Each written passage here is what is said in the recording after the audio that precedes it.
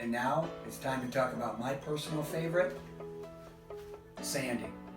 And in no time at all, it's probably going to be yours too.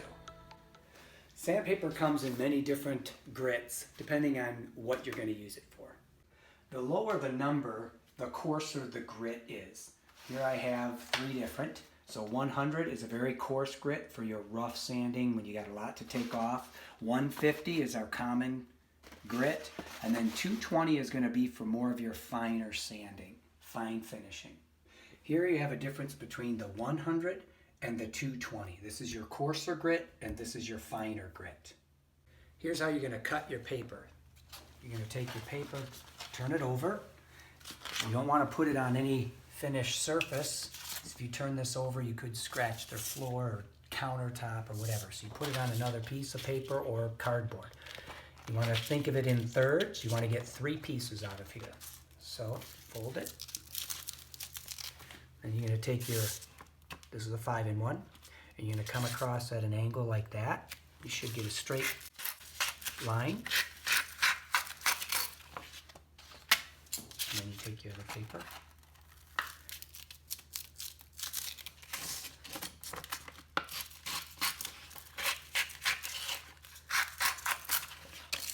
And there's your 3 papers.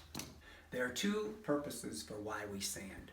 First, we want to open up the surface, taking that shine off of there, so the paint that we put on it can really grip the surface. The other reason is we want to get rid of all the debris that's in there, or the previous painter's brush marks that are in there, or there might be cracked caulk. You're trying to improve the surface. That's why we sand. We're ready to sand. Take your paper that you've cut. You want to fold it into thirds.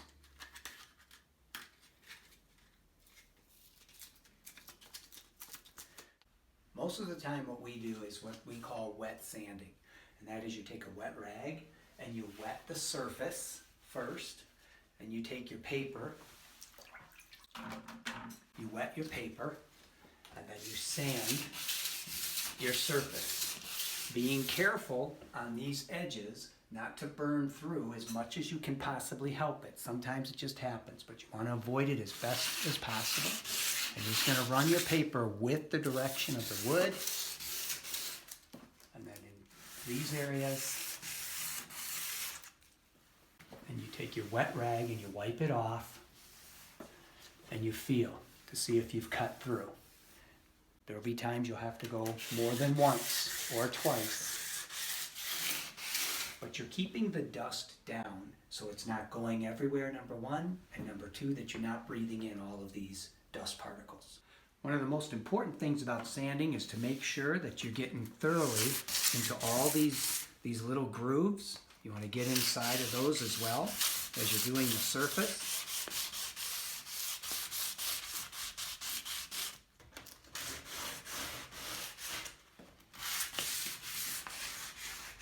As you're sanding, if you see any debris or drips or brush marks, things that are in the paint that shouldn't be there, this is your time to sand those out. So you want to get rid of those. One of the biggest mistakes that people make is as they sand, they get too aggressive and they burn through an edge, what we call burn through, where they expose the wood. You don't want to do that. Once the surface is wiped and dried, you should be able to identify the difference between what was and after sanding, that the surface is now open and ready to receive paint. The paint can bite into it. It's been dulled down or cut into. Whereas this is still shiny. Here, it's open, ready to receive the paint. So there you have it. That's the basic understanding of sanding. A lot of painters like to skip over it, but you really have to do this step. It's so important in order to produce a quality, long-lasting finish.